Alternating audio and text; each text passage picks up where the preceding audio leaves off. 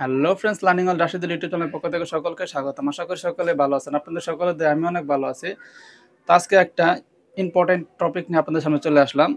আমি সকালে হঠাৎ করে দেখতেছি আমার গ্রামীণ সিমটা, উপরে অবশ্যই সিমটা দেখতে পারতেছেন, এখানে লেখা আছে সিম অ্যাক্সেস ইরোর, অর্থাৎ আমার সিমটা ব্যবহারের জন্য উপযোগী না বা সচল না আর কি, এরকম একটা কিছু বোঝাচ্ছে যে সংযোগ পাচ্ছে না। তো এটা কিন্তু আসলে সিম নষ্ট হয় নাই, এটা সংযোগ পাচ্ছে না, সংযোগের মাঝে বা কানেকশনের মাঝে ডিফেক্ট আছে। তো আমি আপনাদেরকে এখন লাইভ প্রুফ দেখাবো এটা কীভাবে আপনি নিজে নিজে সমাধান করতে পারবেন ঘরে বসে। তো চলুন আর কথা না বাড়িয়ে মূল ভিডিওটা শুরু করা যাক।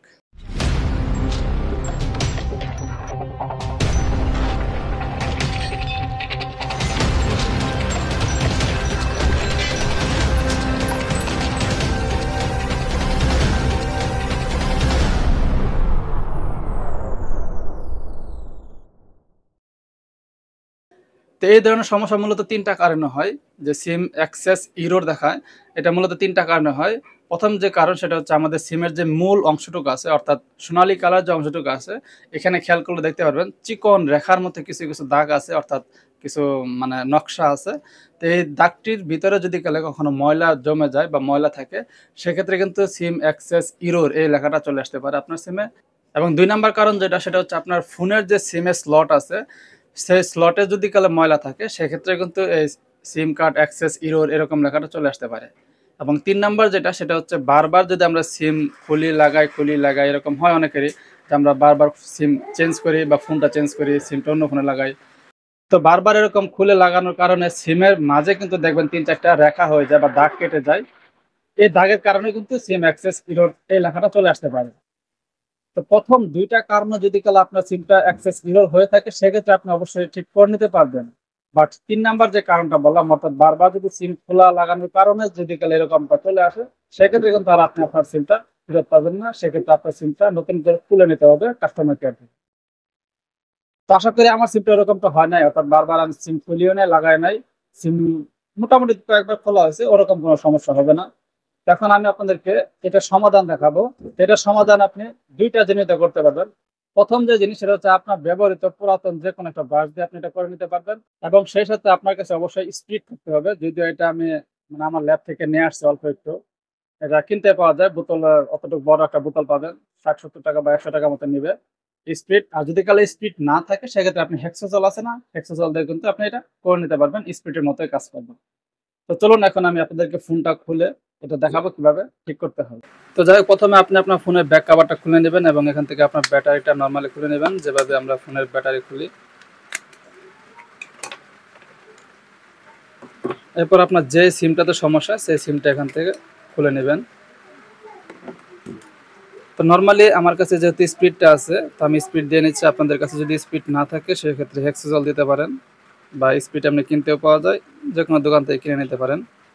তো এখানে হালকা একটু স্পিড দিয়ে ব্রাশ দিয়ে ভালো করে ঘষে নেবেন, অর্থাৎ এখানে যদি কালো ময়লা থাকে, সেই ময়লাটা অবশ্যই আপনাকে ভালো করে পরিষ্কার করে নিতে হবে।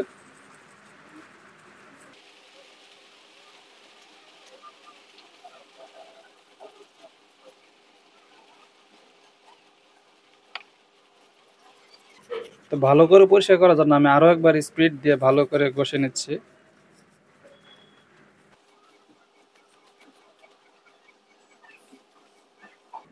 তো অবশ্যই দেখতে পাচ্ছেন আমার সিমে কিন্তু এরকম ৩টা র্যাক হয়ে গেছে। এটা মূলত বারবার সিম খুলে লাগানোর কারণে এরকমটা হয়। তো একবারে যদি কালে সিম ভরা যায়, সেক্ষেত্রে সিমের জন্য অনেক ভালো। তো আমরা তো আর একবারে ভরতে পারি না, বিভিন্ন কারণে খুলতে হয়। এই খোলার কারণে এই ৩টা র্যাক হয়ে যায় সিমের যে মেন স্লট বা সোনালী কালার স্লট, সেই স্লটে। আশা করি সিমটা ঘষা হয়ে গেছে। এখন আমি আমার ফোনের যে সিমের স্লট আছে, সেখানে একটু করে দিয়ে এখানে একটু পরিষ্কার করে নেব।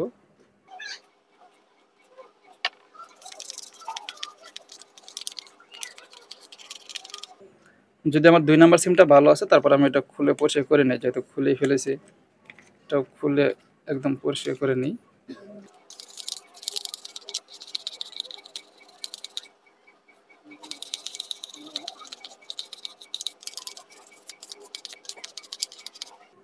২ নাম্বার সিমের স্লটটাও একটু ভালো করে ঘষে নেই, যদিও এটা কোনো সমস্যা নাই। তারপরেও খুলে যেহেতু ফেলেছি, সেক্ষেত্রে ঠিকঠাক করেই নেই বা একটু পরিষ্কার করেই নেই।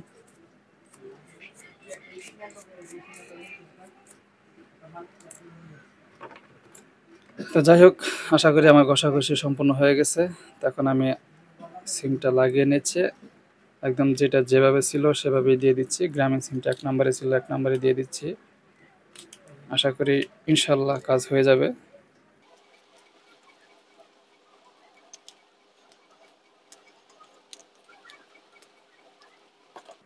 এবং রবিটা ২ নম্বরে ছিল, ২ নম্বরে রেখে দিচ্ছি।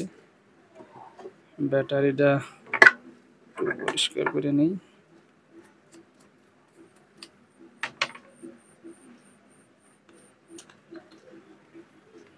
তো আগে ব্যাক কাভারটা লাগাবো না, আমি আগে চালু দিয়ে দেখি ফোনটা ঠিক হয়েছে কিনা।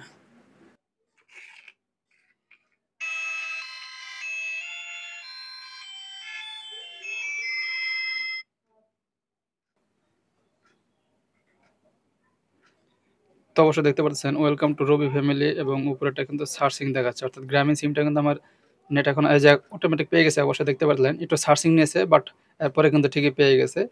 তো ঠিক একইভাবে কিন্তু আপনি আপনার যে কোনো সিম, অর্থাৎ গ্রামীণ হোক, বাংলালিংক হোক অথবা রবি হোক, যে কোনো সিমের যদি এরকম সমস্যা হয়, অ্যাক্সেস ইরর বা সিম কার্ড অ্যাক্সেস ইরর এরকম লেখাটা আসে, তাহলে আপনি এইভাবে খুব সহজে নিজে বাজেই ঘরে বসে ঠিক করে নিতে পারবেন। তো ঠিক এই একইভাবে আপনি কিন্তু আপনার যেকোনো সিম ঠিক করে নিতে পারবেন খুব সহজেই ঘরে বসে নিজে বাজে। তো এরপরও যদি আপনার সিমটা এইভাবে ঠিক না হয়, অর্থাৎ হেক্সাজল অথবা স্পিড দিয়ে একটু ভালোভাবে ঘষে নিলে যদি গেলে ঠিক না হয়, সেক্ষেত্রে আপনি কি করবেন, আপনার সিমটা আপনার ফোনের যে ২ টা স্লট থাকে, সিমের যে ২ টা স্লট থাকে ফোনে, তো আগে যে স্লটে সিমটা ভরা ছিল সেই স্লট থেকে চেঞ্জ করে অন্য স্লটে ভরে দেখবেন। ইনশাআল্লাহ সিমটা চলে আসবে বা সিমটা সাপোর্ট করবে। তারপরে যদি আপনার সিমটা আপনার ফোনে সাপোর্ট না করে, সেক্ষেত্রে আপনার সিমটা অন্য যেকোনো একটা ফোনে ভরে দেখবেন যে ওখানে সাপোর্ট করে কিনা। যদি অন্য ফোনে সাপোর্ট করে বাট আপনার ফোনে সাপোর্ট করতেছে না, এরকম যদি হয়, এরকম অনেক সময় হয়, সবসময় না বাট অনেক সময় হয়। তো এরকমটা যদি হয় তাহলে বুঝতে হবে যে আপনার সিমটা ঠিক আছে, আপনার ফোনের স্লটটা হয়তো সমস্যা আছে।